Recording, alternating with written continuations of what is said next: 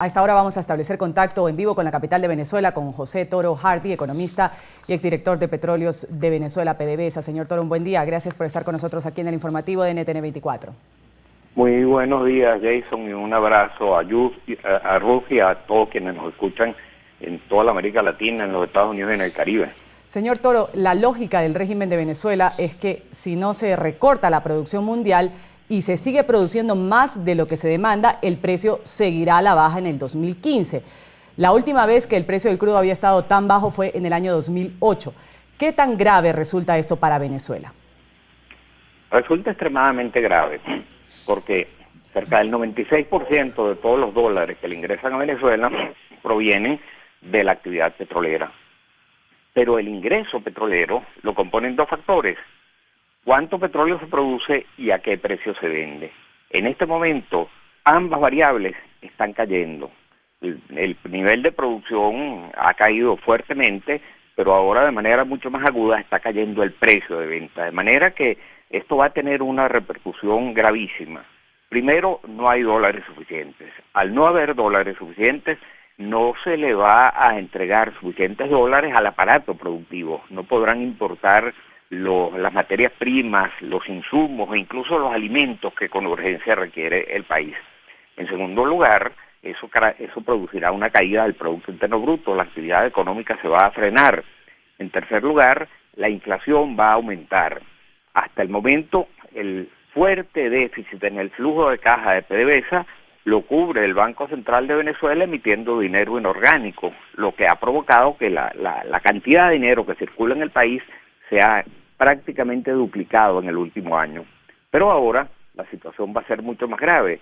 El déficit de PDVSA se va a agrandar y el gobierno probablemente se verá obligado o bien a aumentar sustancialmente la impresión de dinero por parte del Banco Central o bien a devaluar fuertemente la moneda. En ambos casos se traduce en igual número de dólares, mayor número de bolívares, se traduce en mayor cantidad de dinero circulando en medio de una escasez importante de bienes y en consecuencia un aumento mucho más importante de la inflación, que se espera que el año que viene pueda llegar a 3 dígitos. Y adicionalmente a todo esto, eso ocurre en momentos en que hay un año electoral, porque el año electoral corresponde elección a los miembros de la Asamblea Nacional.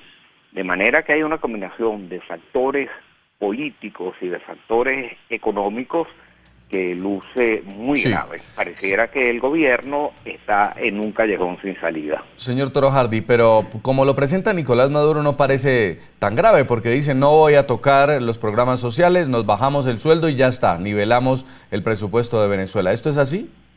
No, claro que no. Normalmente el gobierno ha sido muy poco transparente en sus informaciones.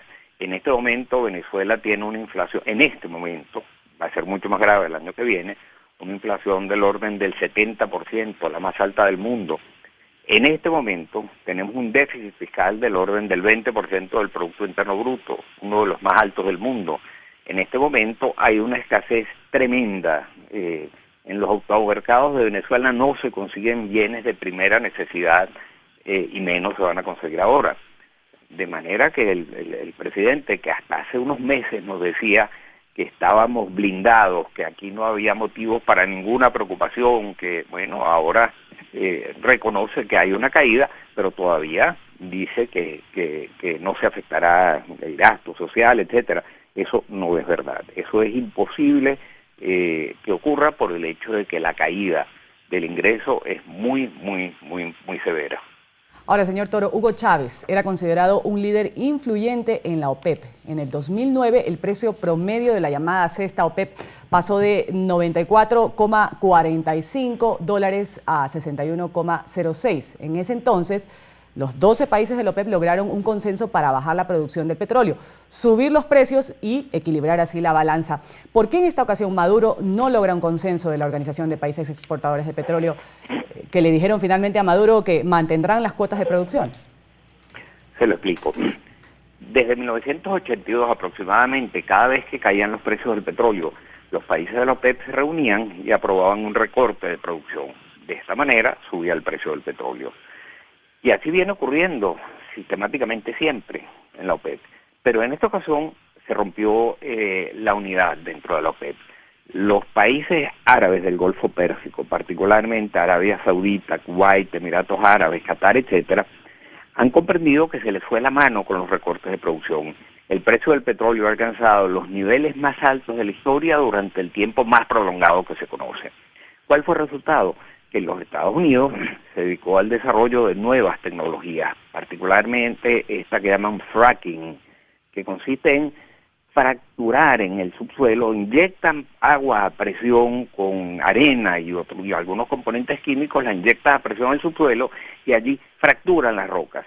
Son rocas tipo esquistos, lutitas petrolíferas concretamente, que contienen en sus poros grandes cantidades de petróleo, pero eso hasta ahora no era un petróleo accesible.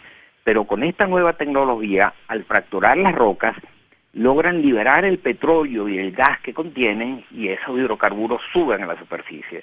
Gracias a eso, la producción petrolera de los Estados Unidos ha pasado de más o menos algo más de 5 millones de barriles diarios en el 2009 a algo más de 9 millones de barriles diarios en la actualidad y está creciendo aceleradamente. ¿Qué teme la OPEP hoy? Los países árabes de la OPEP temen que si suben los precios del petróleo artificialmente a costa de bajar ellos producción, lo que va a ocurrir es que se va a estimular mucho más rápidamente el desarrollo del fracking y al mismo tiempo que esa nueva producción puede entrar en el mercado y desplazar para siempre a la OPEP. Por eso ellos no quieren subirle el precio artificialmente. Ellos están hoy en día luchando por mantener su participación en el mercado.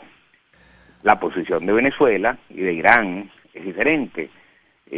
Ellos no ahorraron. Arabia Saudita, por ejemplo, tiene un fondo de 800 mil millones de dólares para enfrentar esta contingencia. Venezuela no tiene nada. Venezuela tenía en el 1997 un fondo de estabilización macroeconómica que capturaba los excedentes de ingresos cuando los precios del petróleo subían más allá de lo previsto y nada más se podían utilizar esos recursos cuando los precios del petróleo bajaban más allá de lo previsto. Señor Toro Hardy, habría que preguntarse, por supuesto, dónde está este dinero que durante tanto tiempo se recibió por producto. No, nadie lo sabe. Primero el gobierno desmontó el Fondo de Estabilización Macroeconómica, creó otro que se llamaba el Fonden, que lo que hacía era gastar los excedentes al margen del presupuesto nacional. Nadie sabe dónde está ese dinero. Queremos agradecerle mucho este contacto desde Caracas. Es el exdirector de Petróleos de Venezuela, PDVSA, José Toro Hardy. Muy amable. A su orden siempre.